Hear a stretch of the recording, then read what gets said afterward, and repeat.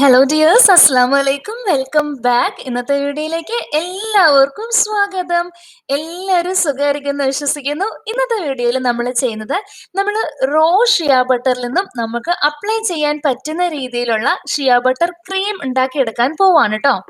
ഇത് നമ്മുടെ ഡ്രൈ സ്കിന്നൊക്കെ ഉള്ള ആളുകൾക്ക് ഒത്തിരി ഹെൽപ്ഫുൾ ആണ്. ഡ്രൈ സ്കിൻ എന്ന് മാത്രമല്ല, ഏത് സ്കിൻ ടൈപ്പിലുള്ള ആളുകൾക്കും ഉപയോഗിക്കാനായിട്ട് പറ്റും. ഇതൊരു നല്ലൊരു മോയ്സ്ചറൈസർ ആണ് ഈ ഷിയ ബട്ടർ ക്രീം. ഇതിന്റെ റിഫൈൻഡ് അല്ലാത്ത ഷിയ ബട്ടർ നമുക്ക് മാർക്കറ്റിൽ അവൈലബിൾ ആണ്. അപ്പം അതിൽ നിന്നാണ് നമ്മൾക്ക് ഉപയോഗിക്കാൻ പറ്റുന്ന രീതിയിലേക്ക് ഈ ക്രീമിനെ മാറ്റിയെടുക്കുന്നത്. ഇവിടെ വളരെ കുറച്ച് ഇൻഗ്രീഡിയൻസ് മാത്രമേ യൂസ് ചെയ്യുന്നുള്ളൂ കേട്ടോ.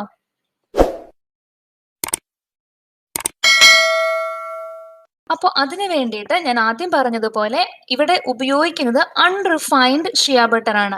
ഇതിപ്പം ഞാൻ വാങ്ങിയിട്ടുള്ളത് ഇവിടെ ഗ്ലോബൽ വില്ലേജിൽ ആഫ്രിക്കൻ പവലിയനിൽ നിന്നാണ് വാങ്ങിയിട്ടുള്ളത്. ഇത് കൂടുതലും അവിടെ നിന്നാണ് അവൈലബിൾ ആയിട്ടും ഉള്ളത്. അതേസമയം ഇത് ആമസോണിലും അവൈലബിൾ ആണ്. ആമസോണിൽ അൺറിഫൈൻഡ് ഷിയ ബട്ടർ എന്ന് പറഞ്ഞ് തന്നെ ഉണ്ട് കേട്ടോ. ഇതിപ്പം ഞാൻ വാങ്ങിയപ്പോഴത്തേക്കിനും ഇതിന്റെ ആ ഒരു ടെക്സ്ചർ കണ്ട് ഇത് ഇങ്ങനെയാണ് ഇരിക്കുന്നത്. നല്ല കട്ടിയുണ്ടാവും. ഒരു ഐവറി കളറായിരിക്കും ഇതിനുണ്ടാവുക. നമുക്ക് വെളിയിൽ വെച്ചാലും ഫ്രിഡ്ജിൽ വെച്ചാലും ഒന്നും കുഴപ്പമില്ല. ഇത് റിഫൈൻഡ് ആയിട്ട് ഇത് നമ്മളൊന്നും ചെയ്തിട്ടില്ലാത്ത ഷിയ ബട്ടറാണ്. ഇങ്ങനെയാണ് റോ ആയിട്ടാണ് കിട്ടുന്നത്. ഇതിന്റെ ഒരു പ്രശ്നം എന്ന് പറയുന്നത് ഇങ്ങനെ ഡയറക്റ്റ് ആയിട്ട് തന്നെ ആളുകൾ ഉപയോഗിക്കും. ഇതിന്റെ ഒരു പ്രോബ്ലം എന്ന് പറഞ്ഞാൽ കുറച്ച് സ്മെല്ല് ഉണ്ടാവും. നമുക്കത് സഹിക്കാൻ ഇച്ചിരി ബുദ്ധിമുട്ടുള്ള ഒരു സ്മെല്ലാണ് ഇതിന് ഈ ഒരു റോ ഷിയ ബട്ടറിനുള്ളത് കേട്ടോ. ഇവിടെ നമ്മൾ ഈ ക്രീം ഉണ്ടാക്കാൻ വേണ്ടിയിട്ട് ഉപയോഗിക്കുന്നത് ഞാൻ ആൽമണ്ട് ഓയിൽ എടുക്കുന്നുണ്ട്. പിന്നെ ഞാനിവിടെ വെർജിൻ കോക്കനട്ട് ഓയിലാണ് എടുത്തിട്ടുള്ളത്. ഇപ്പൊ ഈ വെർജിൻ കോക്കനട്ട് ഓയിൽ തന്നെ വേണമെന്നൊന്നുമില്ല കേട്ടോ. വെളിച്ചെണ്ണ എടുത്താലും മതി, നോർമൽ വെളിച്ചെണ്ണയില്ലേ, അപ്പം അതെടുത്താലും മതി. അപ്പൊ ഞാനിവിടെ ആദ്യം തന്നെ നമ്മളുടെ ഈ ഒരു അൺറിഫൈൻഡ് ഷിയ ബട്ടർ ഉണ്ടല്ലോ, അതൊരു ഹാഫ് കപ്പ് എടുത്തിട്ട് നമ്മൾ ഇതിനകത്തേക്ക് ഇട്ട് കൊടുക്കുന്നുണ്ട് ഒരു പാത്രത്തിലേക്ക്.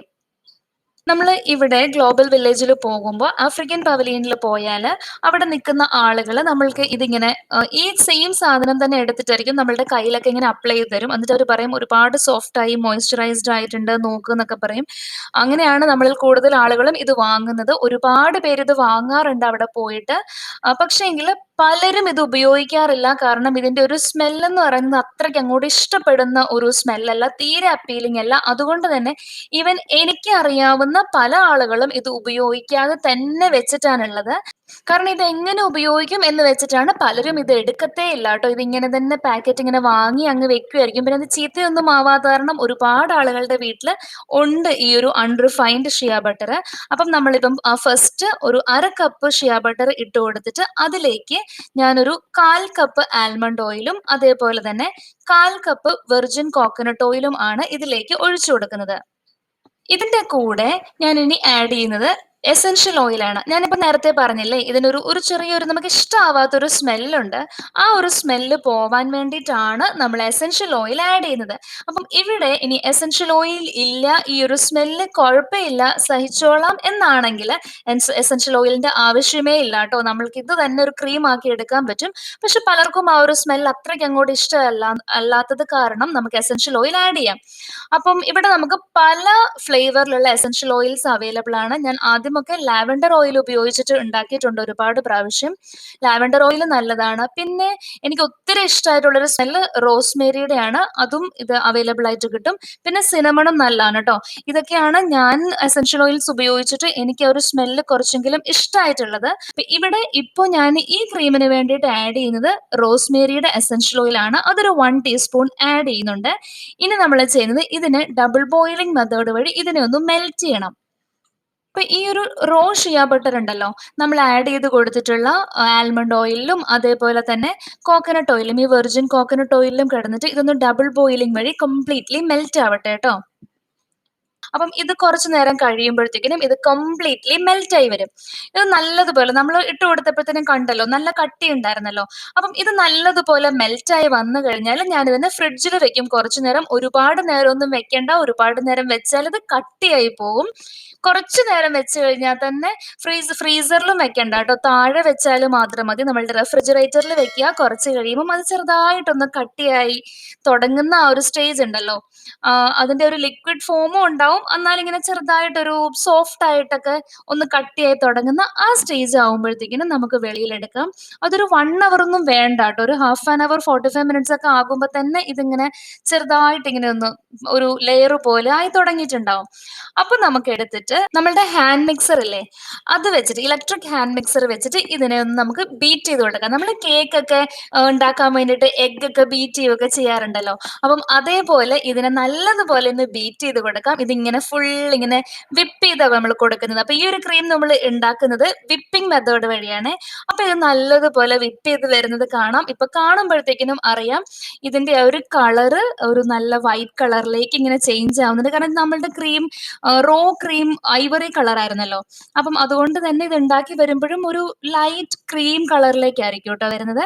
അപ്പം ഈ നമ്മളുടെ ഉണ്ടായിരുന്ന നമ്മൾ ഈ ഫ്രിഡ്ജിൽ വെച്ചിരുന്ന ആ പാത്രത്തിൽ കാണാൻ പറ്റും അതിങ്ങനെ നല്ല സ്മൂത്ത് ആയിട്ട് ക്രീമി ആയിട്ട് ഇതിങ്ങനെ മാറുന്നുണ്ട്. ഇത് കുറച്ച് നേരം ഒന്ന് വിപ്പ് ചെയ്ത് കഴിയുമ്പോഴത്തേക്കിനും പണി കഴിഞ്ഞിട്ടുണ്ടാവും. നമ്മളുടെ ക്രീം റെഡി ആയിട്ടുണ്ടാവും. ഇത്രയേ ഉള്ളൂ കേട്ടോ ഇതിനകത്ത് ചെയ്യാനായിട്ട്. ഇനി ഇതെടുത്തിട്ട് നമ്മൾക്ക് ആവശ്യമുള്ള ബോട്ടിലാക്കി നമ്മൾക്ക് സൂക്ഷിക്കാം. അപ്പം ഇത് ഫ്രിഡ്ജിൽ വെക്കുന്നതായിരിക്കും പ്രിഫറബിൾ. പക്ഷേ ഇപ്പം 1 ദിവസമോ 2 ദിവസമോ ഒന്നും വെളിയിൽ വെച്ചെന്ന് വെച്ചിട്ട് ഇത് ചീത്തയായി പോകത്തൊന്നുമില്ല.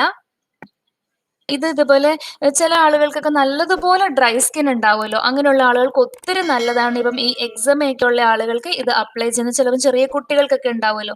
അപ്പം ഞാന് കുട്ടികൾക്ക് അങ്ങനെ ഒരു ഡ്രൈ സ്കിൻ ഒക്കെ ഉള്ള സ്ഥലങ്ങളിലെല്ലാം ഇത് അപ്ലൈ ചെയ്ത് കൊടുക്കാറുണ്ട്. പിന്നെ അതേപോലെ തന്നെ ഇപ്പം ഹീൽസ് ക്രാക്ഡ് ആയിട്ടുള്ള ആളുകൾക്കും ഇതൊന്ന് കുറച്ചെടുത്ത് തേച്ചിട്ട് സോക്സ് ഒക്കെ ഇട്ട് കഴിഞ്ഞ് കുറച്ചിപ്പം ഉറങ്ങാനൊക്കെ കിടക്കുന്ന സമയത്ത് ഇത് നല്ലതുപോലെ അപ്ലൈ ചെയ്തിട്ട് സോക്സ് ഇടുന്നത് അത് അവിടെ തന്നെ അങ്ങ് ആ കാലിൽ തന്നെ ക്രീം ഇരിക്കാൻ വേണ്ടിയിട്ടും ബെഡിലൊക്കെ പറ്റി പോവാതിരിക്കാനും വേണ്ടിയിട്ടാണ്. എന്നിട്ട് രാവിലെ എഴുന്നേറ്റിട്ട് ഇത് റിമൂവ് ചെയ്തിട്ട് ആ ഹീൽസിലൊന്ന് ടച്ച് ചെയ്ത് നോക്കുമ്പോൾ തന്നെ അറിയാനായിട്ട് പറ്റും നല്ല വ്യത്യാസം വന്നിട്ടുള്ളത്. ഇത് ഫേസിൽ അപ്ലൈ ചെയ്യുന്നത് ഒരുപാട് നല്ലതാണെന്നാണ് കേട്ടിട്ടുള്ളത്. ഇപ്പം നിങ്ങൾ ഗൂഗിളിൽ നോക്കിയാലും കാണാനായിട്ട് പറ്റും. പക്ഷെ ഞാൻ പേഴ്സണലി അങ്ങനെ ഫേസിൽ അപ്ലൈ ചെയ്തിട്ടില്ല. കാരണം അതിന്റെ ഒരു ആവശ്യം വന്നിട്ടുമില്ല. അപ്ലൈ ചെയ്യാനായിട്ട് തോന്നിയിട്ടില്ല. അതുകൊണ്ട് മാത്രം ഇത് അപ്ലൈ ചെയ്തിട്ടില്ല. അപ്പം ഇത് ഞാൻ കൂടുതലായിട്ടും അപ്ലൈ ചെയ്തിട്ടുള്ളത് കുട്ടികളുടെ ആണെങ്കിലും കാലിലെയും കയ്യിലെയും സ്കിന്നിലേക്ക് വേണ്ടിയിട്ട് ഉപയോഗിച്ചിട്ടുണ്ട്. ഞാൻ യൂസ് ചെയ്തിട്ടുണ്ട്. ഒരുപാട് നല്ലൊരു റിസൾട്ടാണ് കിട്ടിയിട്ടുള്ളത്. ഫേസിൽ അങ്ങനെ അപ്ലൈ ചെയ്യാനായിട്ട് ഇതുവരെയും ട്രൈ ചെയ്തിട്ടില്ല. നമ്മൾ ഓൾറെഡി ഉപയോഗിക്കുന്ന ക്രീംസ് ഒക്കെ ഉണ്ടാകുമല്ലോ എല്ലാവർക്കും.